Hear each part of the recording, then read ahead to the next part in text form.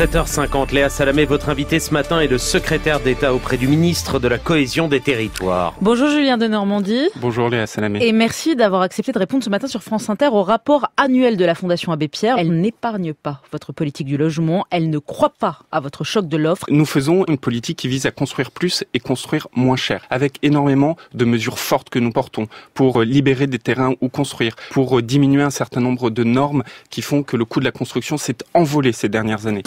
Le budget, hier à l'Assemblée nationale, vous évoquiez donc la baisse des APL que doivent supporter les organismes sociaux, ce qui a mis les élus locaux en colère. Et François Barouin, président de l'Association des maires de France, résumait la colère générale de la manière suivante. L'affaire du logement social, là c'est une bombe à retardement. La baisse des APL ? Mais la baisse des APL, ça marche peut-être pour les bailleurs privés, mais pour les offices HLM qui concernent 11 à 13 millions de personnes, c'est en train de faire péter le modèle économique. Est-ce que vous entendez ça ? Est-ce qu'il y a un risque que le modèle économique pète ? Aujourd'hui, si on regarde le logement social, il y a un diagnostic indiscutable, et d'ailleurs hier à l'Assemblée qui était indiscuté, qui est on a 1,5 million de familles qui ont des revenus pour aller dans le logement social et qui aujourd'hui attendent. D'accord. Ensuite, vous avez 4,5 millions de familles qui sont dans un logement social et qui, quand on regarde leurs revenus, payent toujours un loyer trop élevé. Donc les loyers sont trop chers. Et vous avez un troisième problème, c'est que si effectivement en 2017 on va peut-être réussir à construire 100 000 logements sociaux, c'est un record, c'est très difficile de construire.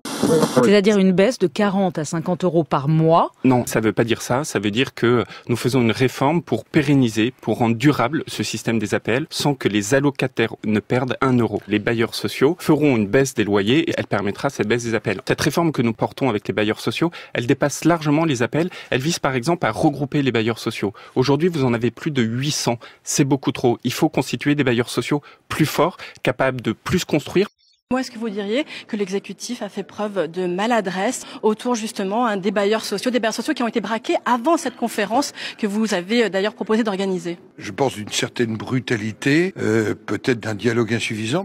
Le travail de consensus qui a été réalisé nous a permis d'avancer sur le logement social, sur la restructuration des bailleurs sociaux, va nous permettre de travailler dans le cadre du projet de loi.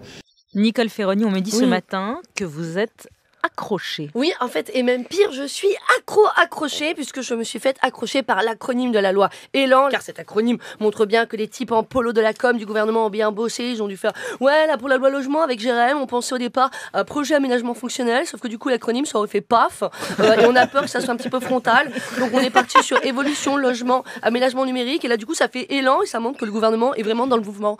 La loi logement en discussion au Parlement, elle est l'objet d'un débat marathon, jour et nuit, week-end compris. L'ambiance est parfois électrique. On dit toutes celles et ceux qui souhaitent pouvoir acquérir un logement social. Nous disons nous allons faciliter le dispositif pour pouvoir faire cette acquisition. La réalité, c'est que les gens qui vivent en logement social parce qu'ils n'ont pas les moyens d'accéder à la propriété. J'étais récemment à Grigny, à l'invitation du maire qui voulait montrer concrètement ce à quoi avait conduit la vente HLM dans un secteur populaire. La réalité, c'est que les gens n'ont pas réussi à payer leurs charges de copropriété. Aujourd'hui, la ville de Grigny est obligée de racheter les espaces communs. Où un organisme HLM va-t-il vendre ? On va vendre dans les villes où ça se vend le mieux, les plus attractives, qui sont souvent celles qui n'ont pas le seuil de la loi SRU. Donc c'est une décision qui va accroître le séparatisme social. Oui, la vente HLM et la loi SRU sont deux sujets différents. Le débat a rappelé mon attachement à la loi SRU, qui a permis en 15 ans de doubler le nombre de logements sociaux en France. Et on sait qu'il y a 2 millions de Français. Il y a 2 millions de Français qui attendent un logement social. Et cette loi, elle vise à faciliter la construction et la vente. On part de 0,2% de logements sociaux vendus pour atteindre un objectif de 1%, de 40 000 ventes. Moi, je pense que c'est un objectif atteignable. On va dire oui, grâce à cet argent, en plus, on va pouvoir faire 1 pour 2.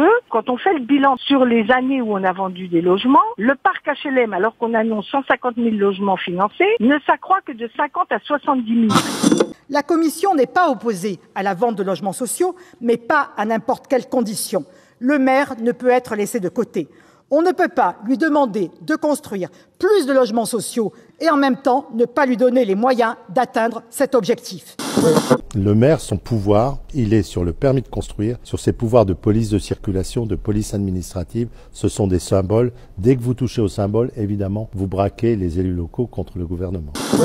On ne peut pas exclure les collectivités d'une gouvernance de la politique du logement. La conférence de consensus, elle n'avait que ce mot-là à la bouche, les bailleurs que ce mot-là à la bouche. Oui, il faut se regrouper, mais n'oubliez n'oubliez pas de laisser la possibilité aux politiques de logement de se décider dans les territoires.